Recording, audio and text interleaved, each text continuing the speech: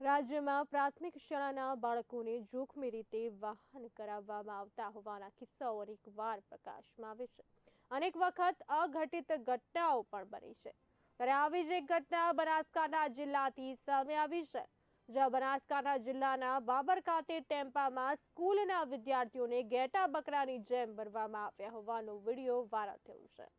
બાબરની કપરૂપક પ્રાથમિક શાળાના વિદ્યાર્થીઓને બનાસ ડેરીની મુલાકાત માટે ટેમ્પામાં લઈ જવામાં આવ્યા હતા.